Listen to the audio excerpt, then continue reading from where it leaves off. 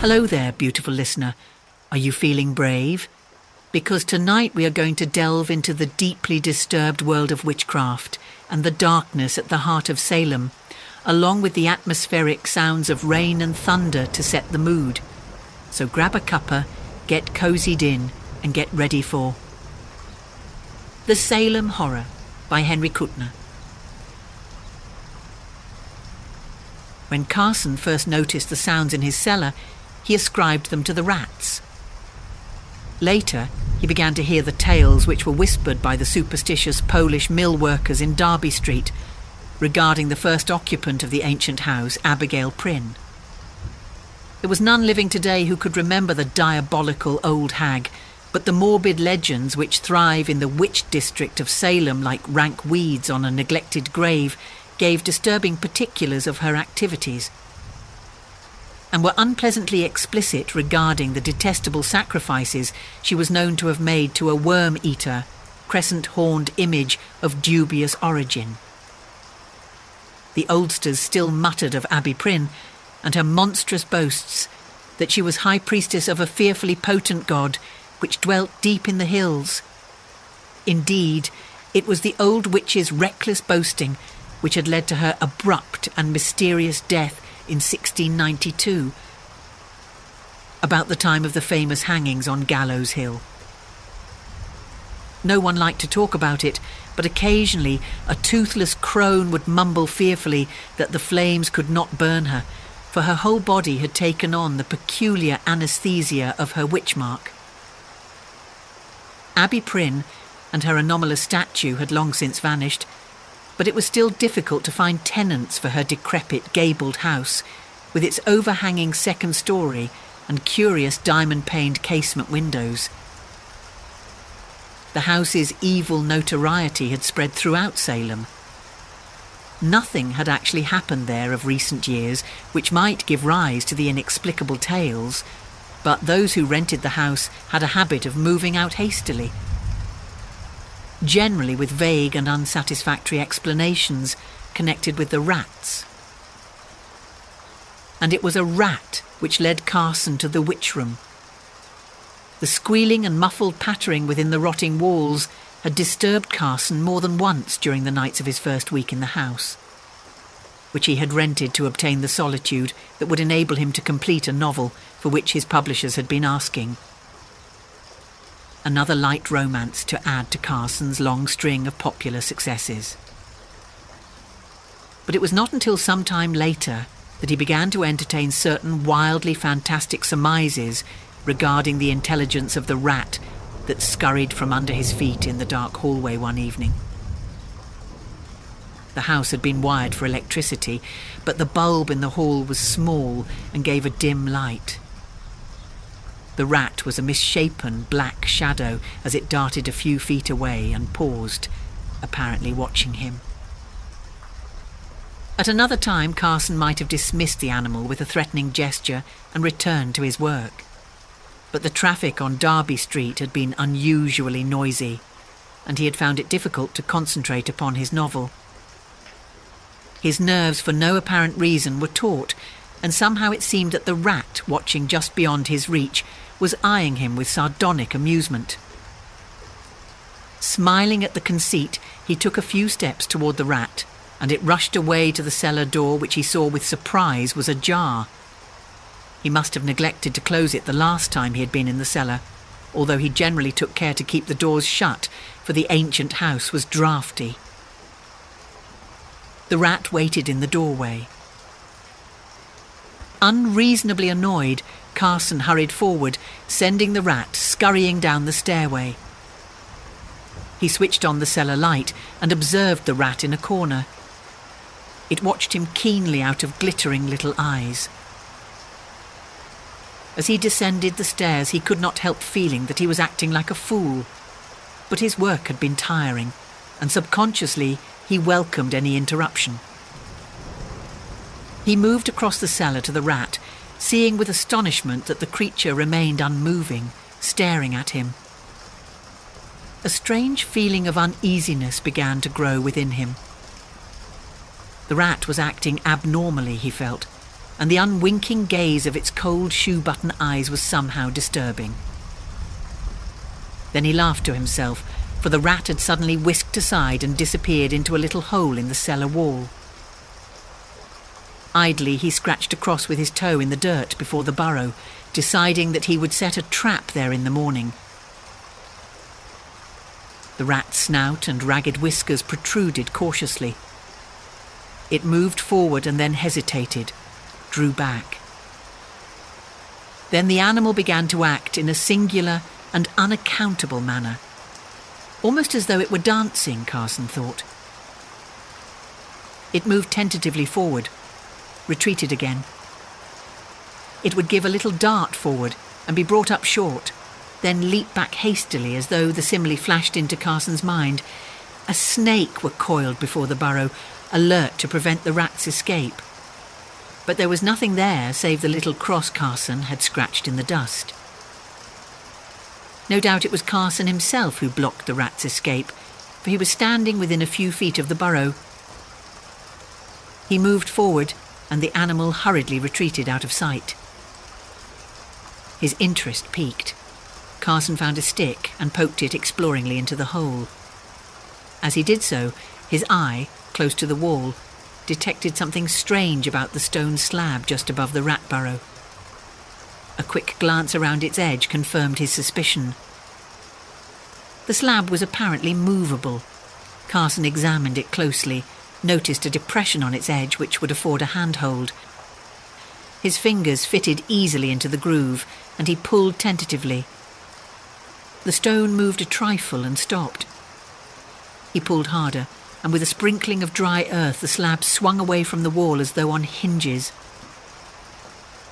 A black rectangle, shoulder-high, gaped in the wall. From its depths, a musty, unpleasant stench of dead air welled out, and involuntarily Carson retreated a step. Suddenly he remembered the monstrous tales of Abby Prynne and the hideous secrets she was supposed to have kept hidden in her house. Had he stumbled upon some hidden retreat of the long-dead witch? Before entering the dark gap, he took the precaution of obtaining a flashlight from upstairs. Then he cautiously bent his head and stepped into the narrow, evil-smelling passage, sending the flashlight's beam probing out before him. He was in a narrow tunnel, scarcely higher than his head, and walled and paved with stone slabs. It ran straight ahead for perhaps 15 feet, and then broadened out into a roomy chamber. As Carson stepped into the underground room, no doubt a hidden retreat of Abby Prynne's. A hiding place, he thought, which nevertheless could not save her on the day the fright-crazed mob had come raging along Derby Street. He caught his breath in a gasp of amazement. The room was fantastic, astonishing.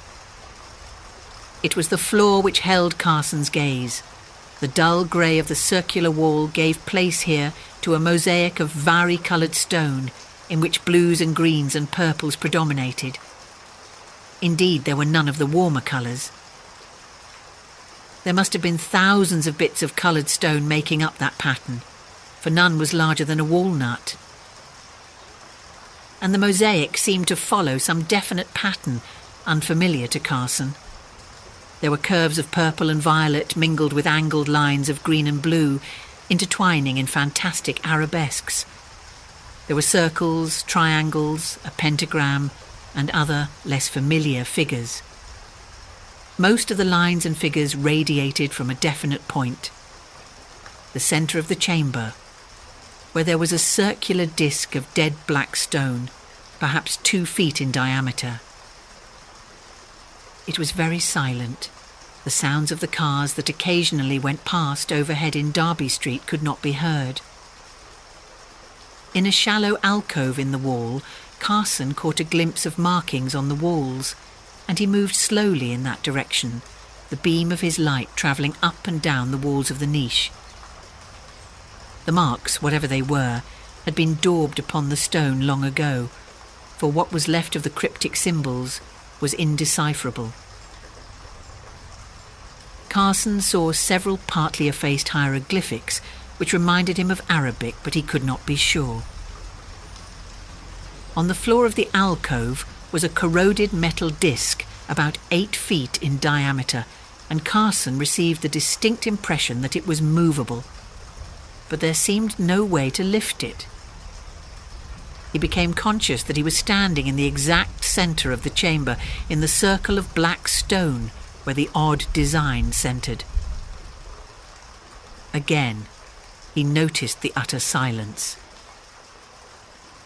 On an impulse, he clicked off the ray of his flashlight. Instantly, he was in dead blackness. At that moment, a curious idea entered his mind. He pictured himself at the bottom of a pit, and from above a flood was descending, pouring down the shaft to engulf him. So strong was this impression that he actually fancied he could hear a muffled thundering, the roar of the cataract.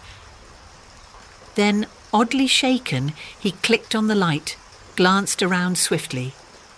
The drumming, of course, was the pounding of his blood, made audible in the complete silence, a familiar phenomenon. But if the place was so still? The thought leaped into his mind, as though suddenly thrust into his consciousness. This would be an ideal place to work. He could have the place wired for electricity, have a table and chair brought down, use an electric fan if necessary, although the musty odour he had first noticed seemed to have disappeared completely. He moved to the tunnel mouth, and as he stepped from the room he felt an inexplicable relaxation of his muscles, although he had not realised that they had been contracted. He ascribed it to nervousness, and went upstairs to brew black coffee and write to his landlord in Boston about his discovery. The visitor stared curiously about the hallway after Carson had opened the door, nodding to himself as though with satisfaction. He was a lean, tall figure of a man, with thick, steel-grey eyebrows overhanging keen grey eyes. His face, although strongly marked and gaunt, was unwrinkled. "About the witch room, I suppose," Carson said ungraciously. His landlord had talked, and for the last week he had been unwillingly entertaining antiquaries and occultists, anxious to glimpse the secret chamber in which Abby Prynne had mumbled her spells. Carson's annoyance had grown, and he had considered moving to a quieter place, but his inherent stubbornness had made him stay on, determined to finish his novel in spite of interruptions. Now, eyeing his guest coldly, he said, "I'm sorry, but it's not on exhibition anymore." The other looked startled, but almost immediately a gleam of comprehension came into his eyes. He extracted a card and offered it to Carson. "Michael Lee, occultist, eh?" Carson repeated. He drew a deep breath. The occultists he had found were the worst, with their dark hints of nameless things and their profound interest in the mosaic pattern on the floor of the witch room. "I'm sorry, Mr. Lee, but I'm really quite busy. You'll excuse me." Ungraciously, he turned back to the door. "Just a moment," Lee said swiftly. Before Carson could protest, he had caught the writer by the shoulders and was peering closely into his eyes. Startled, Carson drew back, but not before he had seen an extraordinary expression of mingled apprehension and satisfaction appear on Lee's gaunt face. It was as though the occultist had seen something unpleasant, but not unexpected. "What's the idea?" Carson asked harshly. "I'm not accustomed—" "I'm very sorry," Lee said. His voice was deep, pleasant. "I must apologise. I thought... Well, again I apologise. I'm rather excited, I'm afraid. You see, I've come from San Francisco to see this witch room of yours. Would you really mind letting me see it? I should be glad to pay any sum." Carson made a deprecatory gesture. "No," he said, feeling a perverse liking for this man growing within him. His well-modulated, pleasant voice, his powerful face, his magnetic personality. "No, I merely want a little peace." "You have no idea how I've been bothered," he went on, vaguely surprised to find himself speaking apologetically. "It's a frightful nuisance. I almost wish I'd never found the room." Lee leaned forward anxiously. "May I see it? It means a great deal to me. I'm vitally interested in these things. I promise not to take up more than 10 minutes of your time." Carson hesitated, then assented. As he led his guest into the cellar, he found himself telling the circumstances of his discovery of the witch room. Lee listened intently, occasionally interrupting with questions. "The rat, did you see what became of it?" he asked. Carson looked surprised. "Why, no. I suppose it hid in its burrow. Why?" "One never knows," Lee said cryptically as they came into the witch room. Carson switched on the light. He had had an electrical extension installed, and there were a few chairs and a table, but otherwise the chamber was unchanged. Carson watched the occultist's face and with surprise saw it become grim, almost angry. Lee strode to the centre of the room, staring at the chair that stood on the black circle of stone. "You work here?" he asked slowly. "Yes. It's quiet. I found I couldn't work upstairs. Too noisy. But this is ideal. Somehow I find it very easy to write here. My mind feels," he hesitated, "free. That is, disassociated with other things. It's quite an unusual feeling." Lee nodded, as though Carson's words had confirmed some idea in his own mind. He turned toward the alcove and the metal disc in the floor. Carson followed him. The occultist moved close to the wall, tracing out the faded symbols with a long forefinger. He muttered something under his breath, words that sounded like gibberish to Carson. "Nyogtha, Kiarnak." He swung about, his face grim and pale. "I've seen enough," he said softly. "Shall we go?" Surprised, Carson nodded and led the way back into the cellar. Upstairs, Lee hesitated, as though finding it difficult to broach his subject. At length he asked, "Mr. Carson, would you mind telling me if you have had any peculiar dreams lately?" Carson stared at him, mirth dancing in his eyes. "Dreams?" he repeated. "Oh, I see. Well, Mr. Lee, I may as well tell you that you can't frighten me. Your compatriots, the other occultists I've entertained, have already tried it." Lee raised his thick eyebrows. "Yes? Did they ask you whether you'd dreamed?" "Several did. Yes." "And you told them?" "No." Then, as Lee leaned back in his chair, a puzzled expression on his face, Carson went on slowly. "Although really I'm not quite sure." "You mean?" "I think I have a vague impression that I have dreamed lately, but I can't be sure. I can't remember anything of the dream, you see.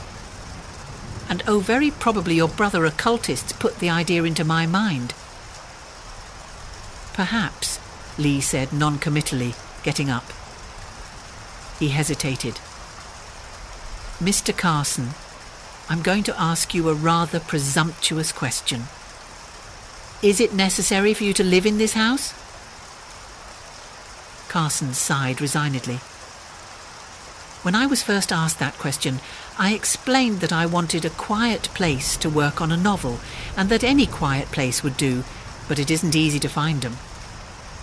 Now that I have this witch room and I'm turning out my work so easily, I see no reason why I should move and perhaps upset my program. I'll vacate this house when I finish my novel, and then you occultists can come in and turn it into a museum. Or do whatever you want with it. I don't care. But until the novel is finished, I intend to stay here." Lee rubbed his chin. "Indeed, I can understand your point of view, but is there no other place in the house where you can work?" He watched Carson's face for a moment, and then went on swiftly. "I don't expect you to believe me. You are a materialist. Most people are. But there are a few of us who know that above and beyond what men call science, there is a greater science that is built on laws and principles which to the average man would be almost incomprehensible. If you have read Machen, you will remember that he speaks of the gulf between the world of consciousness and the world of matter. It is possible to bridge that gulf. The Witch Room is such a bridge. Do you know what a whispering gallery is?" "Eh?" Carson said, staring. "But there's no—" "An analogy, merely an analogy. A man may whisper a word in a gallery or a cave, and if you are standing in a certain spot 100 feet away, you will hear that whisper, although someone 10 feet away will not. It's a simple trick of acoustics, bringing the sound to a focal point, and this principle can be applied to other things besides sound. To any wave impulse, even to thought." Carson tried to interrupt, but Lee kept on. "That black stone in the centre of your witch room is one of those focal points. The design on the floor, when you sit on the black circle there, you are abnormally sensitive to certain vibrations, certain thought commands, dangerously sensitive. Why do you suppose your mind is so clear when you are working there? A deception, a false feeling of lucidity. For you are merely an instrument, a microphone, tuned to pick up certain malign vibrations, the nature of which you could not comprehend." Carson's face was a study in amazement and incredulity. "But you don't mean you actually believe—" Lee drew back, the intensity fading from his eyes, leaving them grim and cold. "Very well, but I have studied the history of your Abigail Prynne. She too understood this super science of which I speak. She used it for evil purposes, the black art as it is called. I have read that she cursed Salem in the old days, and a witch's curse can be a frightful thing. Will you—" He got up, gnawing at his lip. "Will you at least allow me to call on you tomorrow?" Almost involuntarily, Carson nodded. "But I'm afraid you'll be wasting your time. I don't believe—I have no—" He stumbled at a loss for words. "I merely wish to assure myself that you— Oh, another thing. If you dream tonight, will you try to remember the dream? If you attempt to recapture it immediately after waking, it is often possible to recall it." That night, Carson dreamed. He awoke just before dawn with his heart racing furiously and a curious feeling of uneasiness. Within the walls and from below, he could hear the furtive scurryings of the rats. He got out of bed hastily, shivering in the cold greyness of early morning. A wan moon still shone faintly in a paling sky. Then he remembered Lee's words. He had dreamed. There was no question of that. But the content of his dream, that was another matter. He absolutely could not recall it to his mind, much as he tried, although there was a very vague impression of running frantically in darkness. He dressed quickly, and because the stillness of early morning in the old house got on his nerves, went out to buy a newspaper. It was too early for shops to be open, however, and in search of a newsboy he set off westward, turning at the first corner. And as he walked, a curious and inexplicable feeling began to take possession of him. A feeling of familiarity. He had walked here before, and there was a dim and disturbing familiarity about the shapes of the houses, the outline of the roofs. But, and this was the fantastic part of it, to his knowledge, he had never been on this street before. He had spent little time walking about this region of Salem, for he was indolent by nature. Yet there was this extraordinary feeling of remembrance, and it grew more vivid as he went on. He reached a corner, turned unthinkingly to the left. The odd sensation increased. He walked on slowly, pondering. No doubt he had travelled by this way before, and very probably he had done so in a brown study, so that he had not been conscious of his route. Undoubtedly that was the explanation. Yet as Carson turned into Charter Street, he felt a nameless, uneasy waking within him. Salem was rousing. With daylight, impassive Polish workers began to hurry past him toward the mills. An occasional automobile went by. Before him, a crowd was gathered on the sidewalk. He hastened his steps, conscious of a feeling of impending calamity. With an extraordinary sense of shock, he saw that he was passing the Charter Street burying ground, the ancient, evilly famous burying point. Hastily, he pushed his way into the crowd.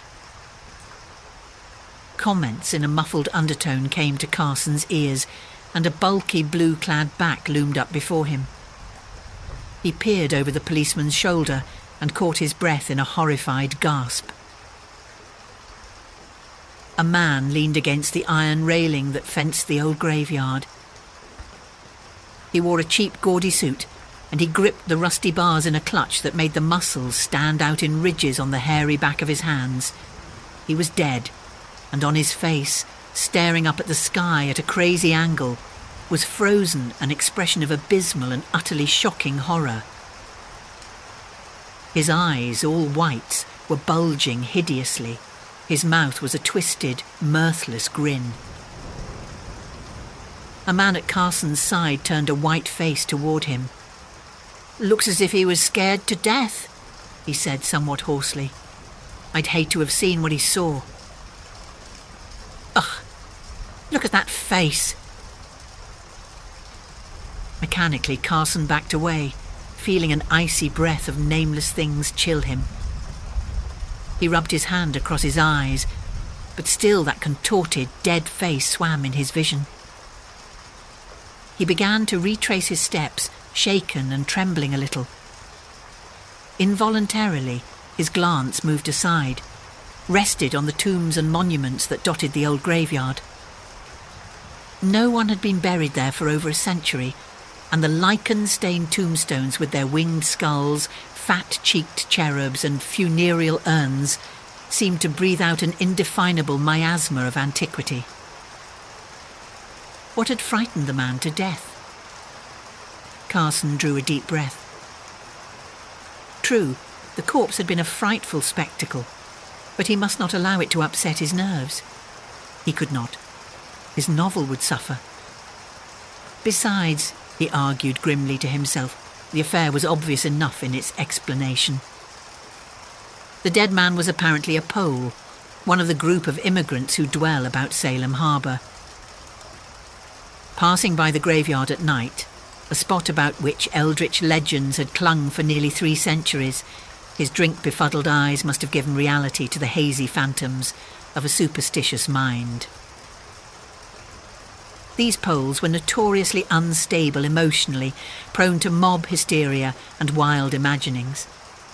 The great immigrant panic of 1853, in which 3 witch houses had been burned to the ground, had grown from an old woman's confused and hysterical statement that she had seen a mysterious white-clad foreigner take off his face. What else could be expected of such people, Carson thought. Nevertheless, he remained in a nervous state and did not return home until nearly noon. When on his arrival he found Lee, the occultist, waiting, he was glad to see the man and invited him in with cordiality. Lee was very serious. "Did you hear about your friend Abigail Prynne?" he asked without preamble, and Carson stared, pausing in the act of siphoning charged water into a glass. After a long moment, he pressed the lever, sent the liquid sizzling and foaming into the whiskey. He handed Lee the drink and took one himself, neat, before answering the question. "I don't know what you're talking about. What's she been up to?" he asked with an air of forced levity. "I've been checking up the records," Lee said. And I find Abigail Prynne was buried on December 14th, 1690, in the Charter Street burying ground, with a stake through her heart. What's the matter?" "Nothing," Carson said tonelessly. Well, her grave's been opened and robbed, that's all. The stake was found uprooted nearby, and there were footprints all around the grave. Shoe prints. "Did you dream last night, Carson?" Lee snapped out the question, his grey eyes hard. "I don't know," Carson said confusedly, rubbing his forehead. "I can't remember. I was at the Charter Street graveyard this morning." "Oh, then you must have heard something about the man who—" "I saw him," Carson interrupted, shuddering. "It upset me." He downed the whiskey at a gulp. Lee watched him. "Well," he said presently, "are you still determined to stay in this house?" Carson put down the glass and stood up. "Why not?" he snapped. "Is there any reason why I shouldn't, eh?" "After what happened last night." "After what happened?" "A grave was robbed. A superstitious Pole saw the robbers and died of fright." "You're trying to convince yourself," Lee said calmly. "In your heart you know. You must know the truth. You've become a tool in the hands of tremendous and terrible forces, Carson. For 3 centuries, Abby Prynne has lain in her grave, undead, waiting for someone to fall into her trap, the witch room. Perhaps she foresaw the future when she built it, foresaw that someday someone would blunder into that hellish chamber and be caught by the trap of the mosaic pattern. It caught you, Carson, and enabled that undead horror to bridge the gulf between consciousness and matter, to get en rapport with you. Hypnotism is child's play to a being with Abigail Prynne's frightful powers. She could very easily force you to go to her grave and uproot the stake that held her captive, and then erase the memory of that act from your mind so that you could not remember it even as a dream. Carson was on his feet, his eyes burning with a strange light. "In God's name, man, do you know what you're saying?" Lee laughed harshly. "God's name. The devil's name, rather. The devil that menaces Salem at this moment. For Salem is in danger, terrible danger. The men and women and children of the town Abby Prynne cursed when they bound her to the stake and found they couldn't burn her. I've been going through certain secret archives this morning, and I've come to ask you for the last time to leave this house." "Are you through?" Carson asked coldly. "Very well. I shall stay here. You're either insane or drunk, but you can't impress me with your poppycock." "Would you leave if I offered you $1,000? Lee asked. "Or more than 10,000. I have a considerable sum at my command." "No, damn it," Carson snapped in a sudden blaze of anger. "All I want is to be left alone to finish my novel. I can't work anywhere else. I don't want to. I won't." "I expected this," Lee said, his voice suddenly quiet and with a strange note of sympathy. "Man, you can't get away. You're caught in the trap, and it's too late for you to extricate yourself so long as Abby Prynne's brain controls you through the witch room. And the worst part of it is that she can only manifest herself with your aid. She drains your life forces, Carson, feeds on you like a vampire." "You're mad," Carson said dully. "I'm afraid that iron disc in the witch room, I'm afraid of that and what's under it. Abby Prynne served strange gods, Carson, and I read something on the wall of that alcove that gave me a hint. Have you ever heard of Niogtha?" Carson shook his head impatiently. Lee fumbled in a pocket, drew out a scrap of paper. "I copied this from a book in the Kester Library," he said, "a book called The Necronomicon. written by a man who delved so deeply into forbidden secrets that men called him mad. Carson's brows drew together as he read the excerpt. Men know him as the Dweller in Darkness, that brother of the Old Ones called Niogtha, the thing that should not be. He can be summoned to Earth's surface through certain secret caverns and fissures, and sorcerers have seen him in Syria and below the Black Tower of Leng. From the Thang Grotto of Tartary, he has come ravening to bring terror and destruction among the pavilions of the Great Khan. Only by the looped cross, by the Vachviraj incantation, and by the Tikkun elixir may he be driven back to the nighted caverns of hidden foulness where he dwelleth. Lee met Carson's puzzled gaze calmly. Do you understand now? Incantations and elixirs, Carson said, handing back the paper. Fiddlesticks. Far from it. That incantation and that elixir have been known to occultists and adepts for thousands of years. I've had occasion to use them myself in the past on certain occasions, and if I'm right about this thing... He turned to the door, his lips compressed in a bloodless line. Such manifestations have been defeated before, but the difficulty lies in obtaining the elixir. It's very hard to get, but I hope I'll be back. Can you stay out of the witch room until then? I'll promise nothing, Carson said. He had a dull headache, which had been steadily growing until it obtruded upon his consciousness, and he felt vaguely nauseated. Goodbye. He saw Lee to the door and waited on the steps with an odd reluctance to return to the house. As he watched the tall occultist hurry down the street, a woman came out of the adjoining house. She caught sight of him and her huge breasts heaved. She burst into a shrill, angry tirade. Carson turned, staring at her with astonished eyes. His head throbbed painfully. The woman was approaching, shaking a fat fist threateningly. "Why you scare my Sarah?" she cried, her swarthy face flushed. "Why you scare her with your fool tricks, eh?" Carson moistened his lips. "I'm sorry," he said slowly. "Very sorry. I didn't frighten your Sarah. I haven't been home all day.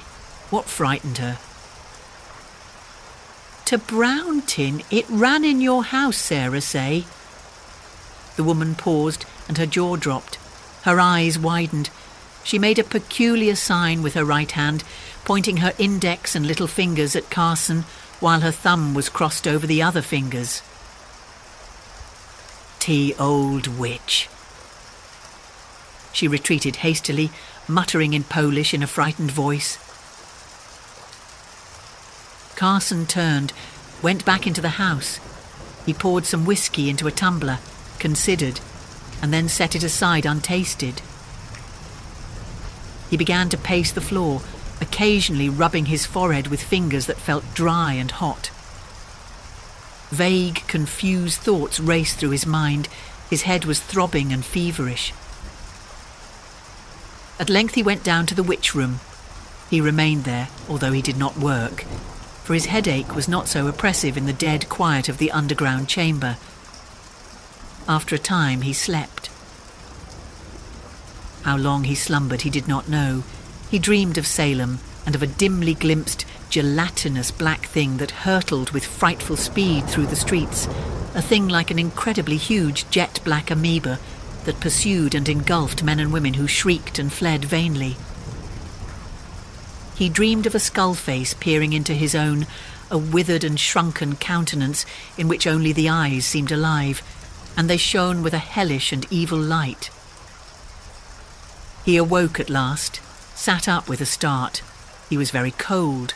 It was utterly silent.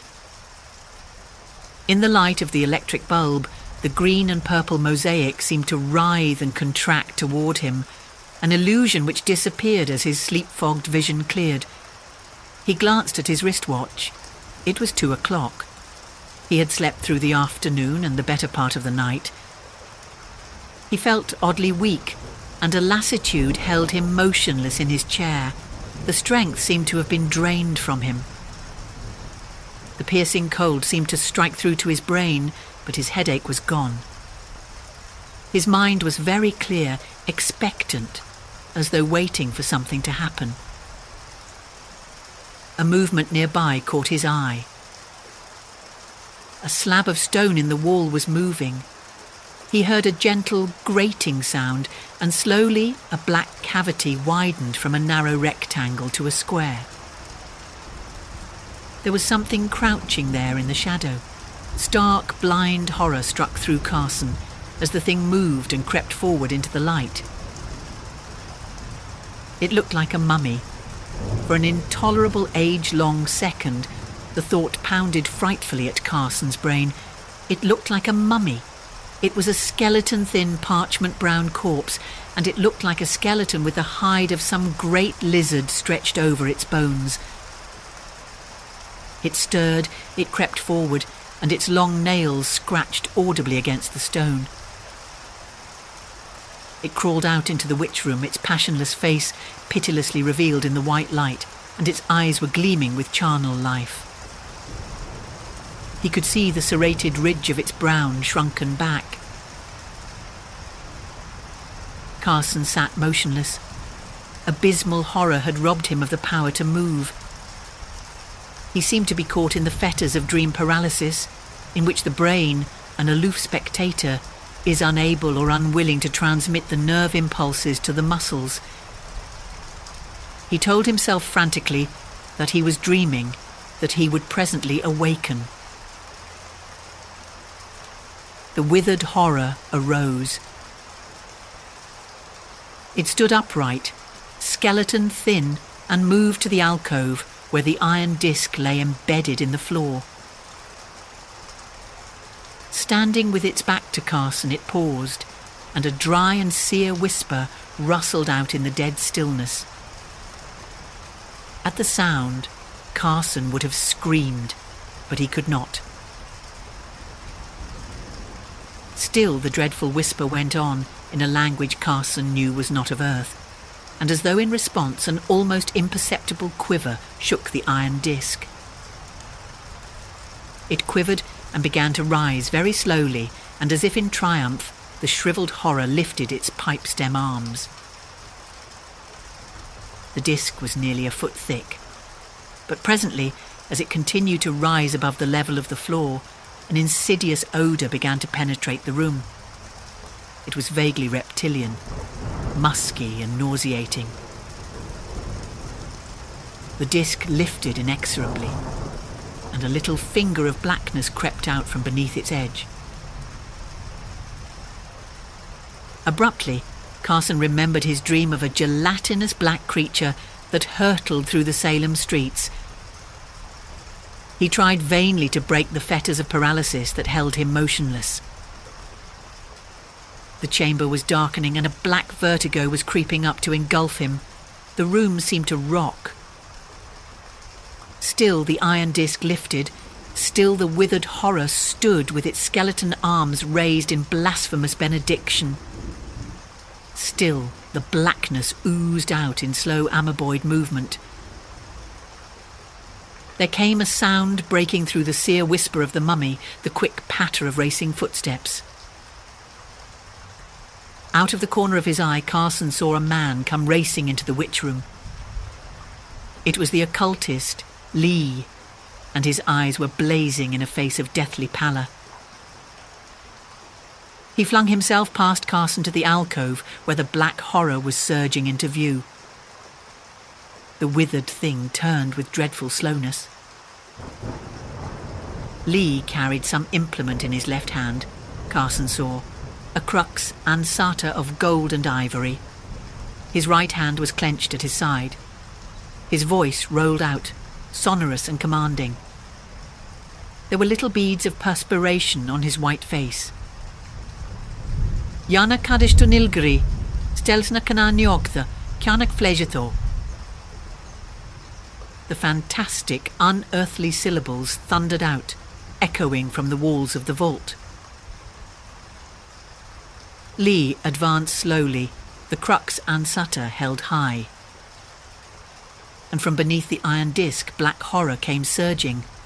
The disc was lifted, flung aside, and a great wave of iridescent blackness, neither liquid nor solid, a frightful gelatinous mass, came pouring straight for Lee. Without pausing in his advance, he made a quick gesture with his right hand, and a little glass tube hurtled at the black thing, was engulfed. The formless horror paused. It hesitated, with a dreadful air of indecision, and then swiftly drew back.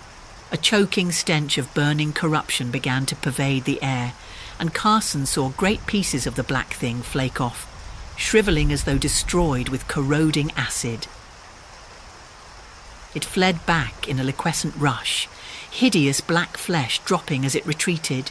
A pseudopod of blackness elongated itself from the central mass, and like a great tentacle clutched the corpse-like being, dragged it back to the pit and over the brink. Another tentacle seized the iron disc, pulled it effortlessly across the floor, and as the horror sank from sight, the disc fell into place with a thunderous crash. The room swung in wide circles about Carson, and a frightful nausea clutched him. He made a tremendous effort to get to his feet, and then the light faded swiftly and was gone. Darkness took him. Carson's novel was never finished. He burned it but continued to write, although none of his later work was ever published. His publishers shook their heads and wondered why such a brilliant writer of popular fiction had suddenly become infatuated with the weird and ghastly. "It's powerful stuff," one man told Carson as he handed back his novel. Black God of Madness. "It's remarkable in its way, but it's morbid and horrible. Nobody would read it. Carson, why don't you write the type of novel you used to do, the kind that made you famous?" It was then that Carson broke his vow never to speak of the witch room, and he poured out the entire story, hoping for understanding and belief. But as he finished, his heart sank as he saw the other's face, sympathetic but sceptical. "You dreamed it, didn't you?" the man asked, and Carson laughed bitterly. "Yes, I dreamed it." "It must have made a terribly vivid impression on your mind. Some dreams do. But you'll forget about it in time," he predicted, and Carson nodded. And because he knew that he would only be arousing doubts of his sanity, he did not mention the thing that was burned indelibly on his brain, the horror he had seen in the witch room after awakening from his faint. Before he and Lee had hurried, white-faced and trembling from the chamber, Carson had cast a quick glance behind him. The shriveled and corroded patches that he had seen slough off from that being of insane blasphemy had unaccountably disappeared, although they had left black stains upon the stones. Abby Prynne, perhaps, had returned to the hell she had served, and her inhuman god had withdrawn to hidden abysses beyond man's comprehension, rooted by powerful forces of elder magic, which the occultist had commanded. But the witch had left a memento behind her. A hideous thing which Carson, in that last backward glance, had seen protruding from the edge of the iron disc, as though raised in ironic salute, a withered claw-like hand.